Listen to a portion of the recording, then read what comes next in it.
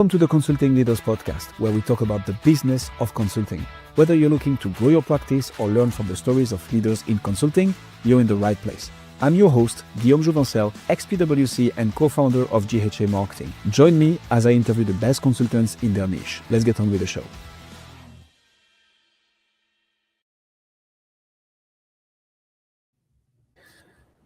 April, welcome to Consulting Leaders. Happy to have you. Thank you so much for having me. I'm excited to be here. Let's jump straight into it. What got you into consulting, especially coming from a legal background as an attorney and judge? That's an interesting pivot. Yeah, well, actually, probably like most consultants, it came from a place of living the problem and then finding the solution to the problem and then wanting to help others overcome that problem faster, less expensively than you do in your journey. So for me, it was becoming a franchisee and really seeing the gaps between the story that is sold about franchising and what a franchisor provides and the reality of what's missing from what the franchisor provides and what the franchisee needs to go out and find on their own. But with everyone telling them that, hey, the franchisor is going to give it all to you, there's a big delay in when people actually discover that they need more and start looking for outside help. And so that's one of the things that I'm hoping to change is about like the way that's approached in the whole industry. So tell me a bit more about that. What's the problem that you help solving specifically?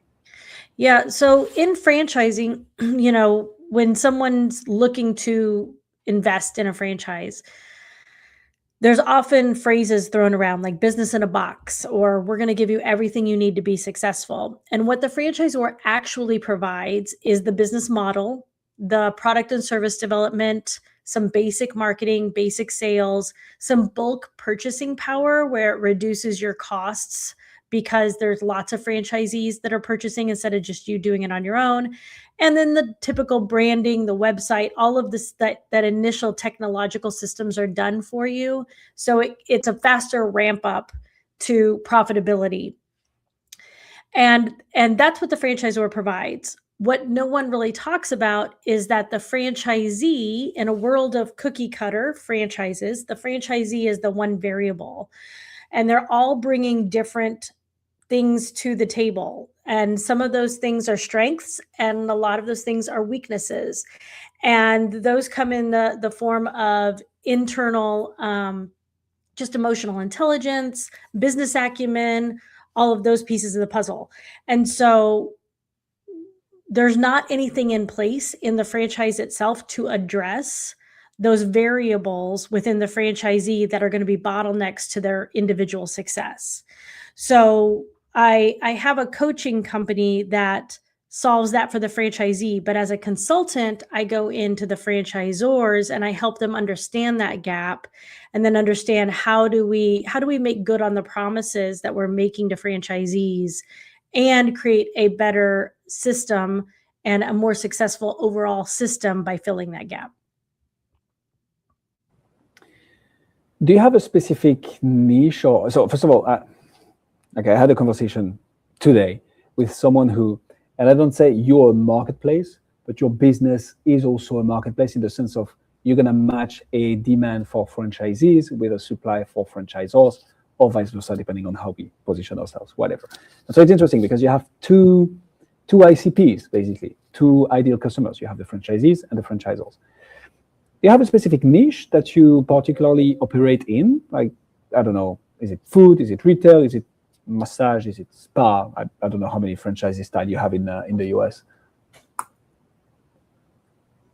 Well, there's actually over 830,000 franchise units in the United States. Fair enough. Yeah, so there's plenty of business to go around, but no, I don't focus on a single industry or model or niche, because what we're focusing on is the business strategy that layers on to all business. And that's where the gap lies, is the piece that is more strategic and business acumen, whereas the franchisor is in charge of making it unique for that industry or that particular niche. So that's interesting. I don't know if it's pushback here, but then wouldn't that be true for any business, April? Like, if we say this for franchisees and franchisors, can't we say this about any business strategy, really? At the end of the day, you want either more clients, you want those clients to be worth more, or you want to decrease your risk of losing clients, reputation, and so on. That can be applied to any business, right? So why the choice of focusing on the franchise industry? Well, one, that's where I started my business journey was in franchising. So I invested in a franchise. I went in naively thinking, okay, this means, where do I feel most incompetent? I felt most incompetent in what it meant to be a business owner. I chose to get into the fitness industry. And I grew up as a competitive dancer, which is closely related to fitness. I taught dance. I taught fitness on the side while I was an attorney. I loved kickboxing already. So I didn't need That's cool. It is kind of cool, but I didn't need a whole education in, body placement and how to teach body placement to our fitness clients. I needed an education in how to be a successful business owner, but that's not what franchising gave me. What franchising and what the franchisor training was what makes that product unique. So how do we teach kickboxing to our clients versus the other kickboxing brand down the street? How do our computer systems work? What are our sales scripts? What is our USP and how we're selling it? What is our, customer avatar? So that's what the franchisor provided. But the franchisor did not teach me how to hire a staff. In fact, in the US, if the franchisor does teach people anything about hiring a staff, getting the right people in the right seats, having your own internal systems inside your unit, if they teach any of that, they're crossing what's called joint employer liability lines, and it opens them up to more regulatory liability and legal liability. And so they avoid all of those subjects. They should be avoiding all those subjects to protect themselves and the whole brand. But meanwhile, that leaves a major gap for people who are just entering into entrepreneurship that don't have those skills and they're not bringing them with them. I like your style, especially when it comes to kickboxing. How do you market then, April? How do you brand? How do you get the attention of both the franchisors, the franchisees, without even being in a specific niche? How do you get people to recognize your brand and knock on the door? I'm not talking about sales quite yet, but at least knock on the door and being like, hey, I need help here. Right. What has worked for you? Well, it's two things. One, really cultivating my personal brand and building a reputation for that. That includes, of course, content, right? Creating content, but also being a thought leader where I can get into specific speaking engagements, be nominated for a lot of accomplishments and awards, which happen in the franchising world. Franchising is a very tight-knit, relationship-driven community where franchises typically do business with people in that community. So there is kind of a closed container to create that personal brand and reputation in. Secondly is by attending the franchise conferences. And there's about 24 franchise conferences a year directed at franchisors. So by attending those conferences, building those relationships, I start talking to the franchisors, which you need the franchisor's permission in a lot of brands to speak to their franchisees. So the franchisors then create that introduction to the franchisees. I love the specificities of this industry. And the fact that you know it shows me that you know exactly where to go to get that business. How do you get that brand recognition though? So you get to those people, you enter at the right point. Doesn't mean that they're going to open the door. I'm asking this because I think contrary to 80-90% of consulting firms, you've nailed down, hey, this is where this is my ICP, and this is where they hang out, and this is how they do things, which is more than most consulting practices. And this is not a critique in the sense of like it's bad. It's just that most consulting businesses start just purely from word of mouth and referrals. So they never have to source business because they do a good job, people refer them, and so on. This tactic tends to be a bit trickier nowadays. That's how they grew. So that said, you know how and where to enter, but how do you get those people to be like, hey, yeah, sure, here is the, let me open the door for you to our franchisees so that you can pitch them. How does that work? Well, in franchising, every system has a bell curve of performance. So 20% of the franchisees are the high performers, 20% are the low performers that are really struggling, and then 60% are somewhere in the middle but on a spectrum. So every franchise brand has a consistency problem with franchisee performance, and that is standard throughout franchising. It's an accepted anomaly. And what I'm talking about when I come and talk to a franchisor is, what if we could flatten that bell curve? And what if we can get franchisee performance to be more consistent? And then I can show them through our past results on the franchisee side, how do we do that? But then also when we attack it from the franchisor side through consulting, and we come at it with both angles, how we make that work. And so it's a known problem without a known solution, or that's how it has been through the years. And so we're now introducing a mainstream solution for that. As I said, I like your style.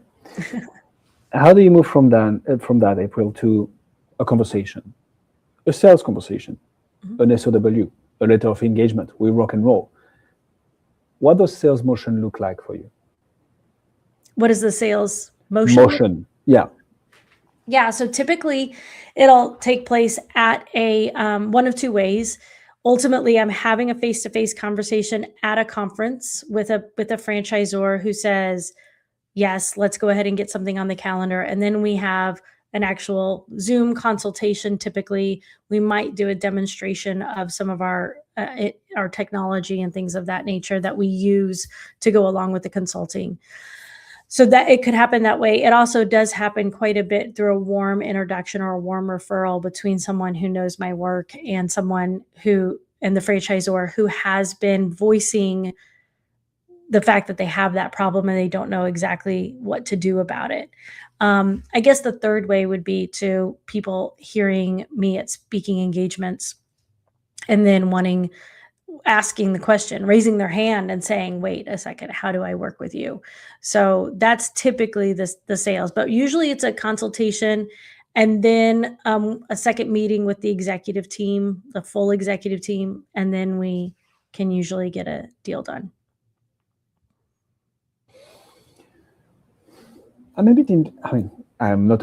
interested into understanding how do you sell to franchisors and franchisees? The way I see high ticket consulting is obviously you're going to have the one person that is going to be your sponsor and that is ultimately going to be working with you. Taking the example of back in my days when I was at PwC, the person that we wanted absolutely the buy-in from was the group treasurer, who reports to the CFO. And the CFO is the ultimate decision maker with the budget anyways. But if we had the group treasurer with us, it was just a matter of figuring out how to make this work. But then you would still need to have a conversation with the CFO, obviously, pitch the proposal, make the business case. You would need the buy-in from the head of tax, the head of legal, because when you move money for big corporations, this is what happens. That one decision maker was the group treasurer. How is it for you? And who needs to be involved in the conversation? And the deeper question to this, and then I'm done with my very long rant here, is how do you get their buy-in as well? Well, the answer actually depends on the size of the franchise system. Yeah. So early franchise systems typically don't have a large team. Many times it's just the founders that are running the franchise system, in which case I'm talking directly to the founders, which are usually CEO, president titles. As they grow, The next team member that they will bring on board is what's called franchise development, and that person is in charge of finding prospective franchisees and getting them to sign on to become franchisees. So if I can get in with that person and show how working with us raises the average unit volume for the franchises, that's the number that makes us it easiest to sell the next franchise unit to the next franchisee. So I'm positioning the problem we solve a little bit differently if I need to go through the development person. If it is a large enough organization and they have a chief operating officer, that person would be in charge of the franchisee training and support. And so then that's the person that I want to get in with in a larger organization. And then typically, if they're sold on it, then the founder or the CEO will sign off on it. So it's very dependent on how big the operation is. That does make a lot of sense. At the back end of this, how do you retain? How do you make sure that once you have an engagement with a franchisor or franchisee, probably, of course, it didn't come.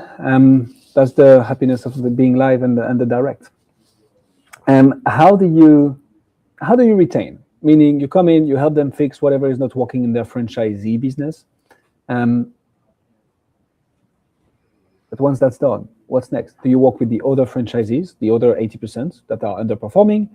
Do you, because you fixed the problem, new problems have arisen within that franchisee? So like, hey, we fixed that, now let's fix this. How does it all work? Yeah, so on the franchisee side, well, just coming at it from the franchisor perspective, but in regards to franchisees, there are several brands that are actually adopting our coaching program as part of the franchise journey. So as they sign on new franchisees, they go through the initial corporate training with the franchisor. They begin operating their location, and then at about 4 to 6 months, they are required to join our coaching program for at least a year. And so we have a constant pipeline then going into that program from all the new franchisees that are coming on board. And then in that program, we have different levels. So as they get through the first year, they're ready for the next phase of coaching and consulting for the franchisee side. And that could, typically, it's not uncommon for us to have clients for over 3 years retaining in that cycle.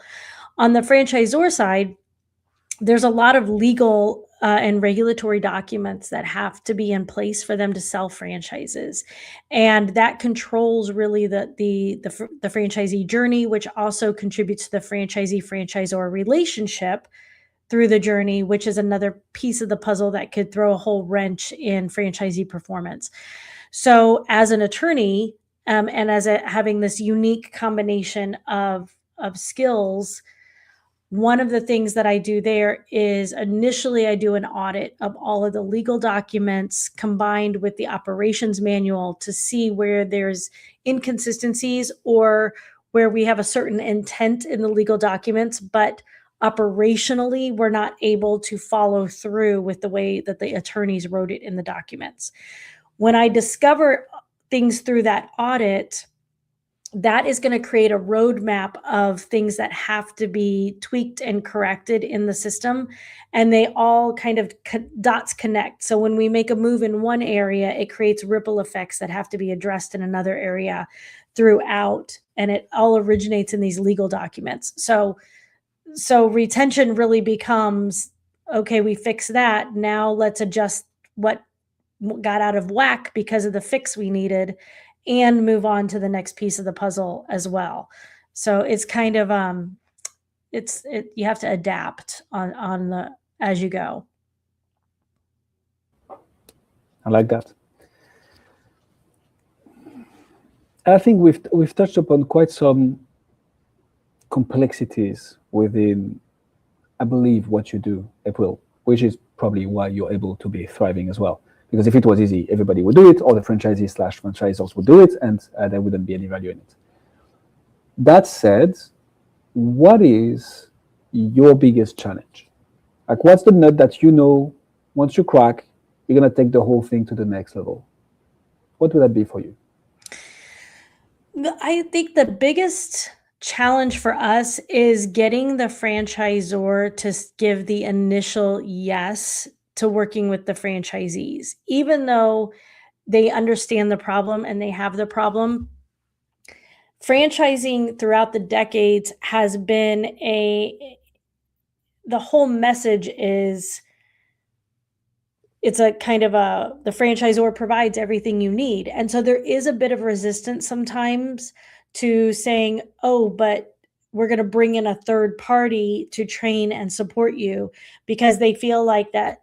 I don't know if this is how they feel, but it seems like they may feel like that makes them look weak, or like they're not fulfilling their obligations to the franchisee. So sometimes there's some resistance there that we have to get over. And along with that is the control factor. Franchisors want to control what the franchisees are doing so that they can ensure that the quality and the standards of operation are being upheld. And and in order to do that, sometimes they have other things in the queue that they're trying to implement. And so we'll get some resistance sometimes that says, we really see the value in this and we want to do this for our system, but let's wait 6 months because we want to get these things in place first. And that's a shame. I have to try to educate past that, because if we can work with the franchisees today, whatever they're trying to roll out, the franchisees will be more capable of actually implementing because of the things that we put in place through both the consulting and then the coaching coming at it from the other angle. So we're actually creating a much more capable system that can handle more promotions, more product rollouts, more things like that, when we can work with franchisees sooner. But those are the two biggest challenges, is really helping people understand that this should be the highest priority, because more capable franchisees means they're going to grow and move faster.